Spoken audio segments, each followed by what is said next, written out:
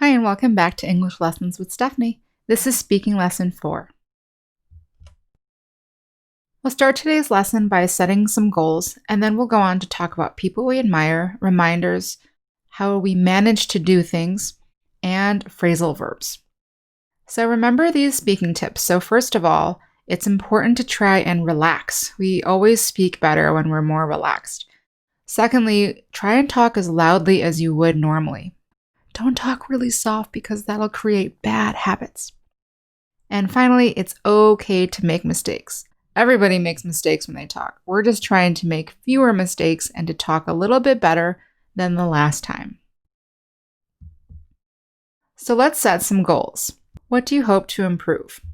You can work on fluency, trying to speak more smoothly, your accuracy, trying to make fewer mistakes, maybe variety, trying to change things a little, use different vocabulary, or mastery, adding idioms and working on your pronunciation. We'll start with some conversation. This week we learned the vocabulary word admire. And remember that admire means to think really highly of someone, to think someone or something is really good. Let's talk about pronunciation for a minute. In the verb form, the stress falls on the second syllable, and we get the long I sound, admire, I admire you. In the noun form, however, the stress falls on the third syllable, and we go to a short I sound and a long A sound. So the noun form is pronounced admiration, admiration. In the adjective form, however, the syllable stress is on the first syllable. Admirable, admirable, and we get the short IA sounds in the second and third syllables. The adverb form is pronounced similarly to the adjective form, admirably. So once again, the noun form is admiration, the verb form is admire, the adjective form is admirable, and the adverb form is admirably. So to start, we're going to describe someone you admire and why you admire them. So you'll say something like, I admire my cousin because, and then a subject and a verb.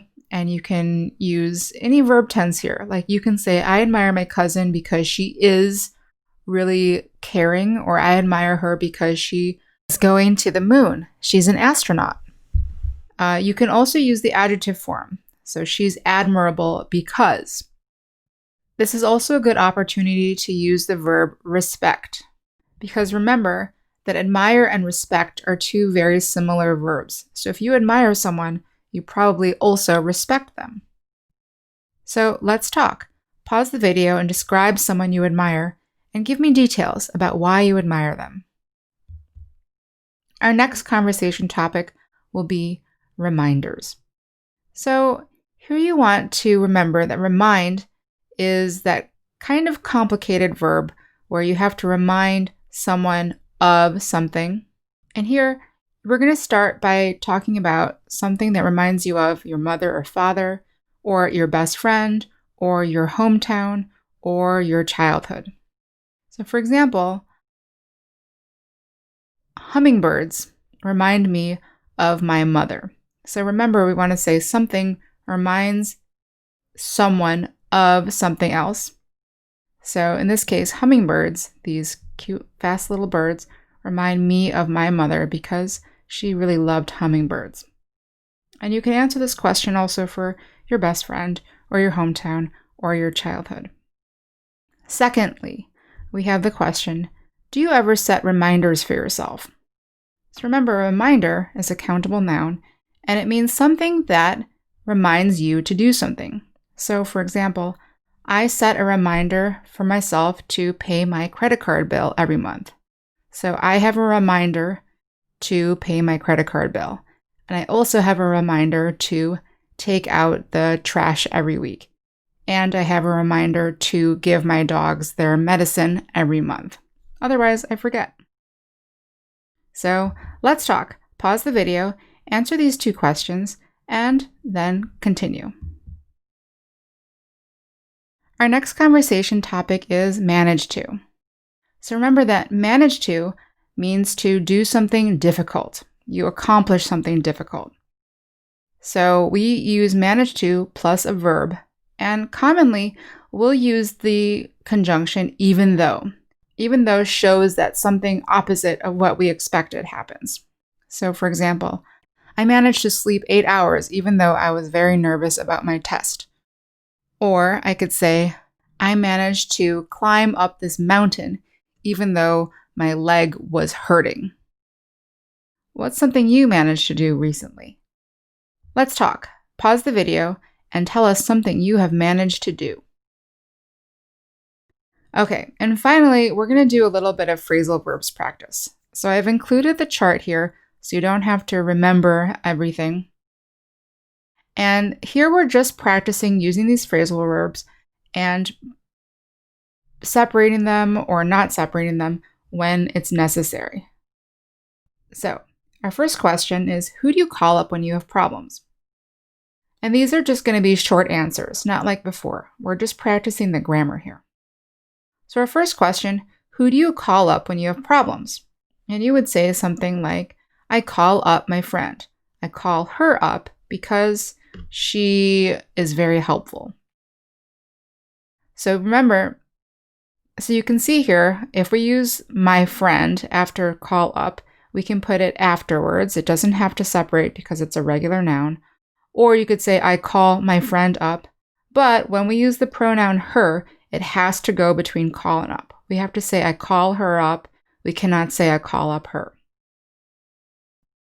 Secondly, have you gotten into anything new lately?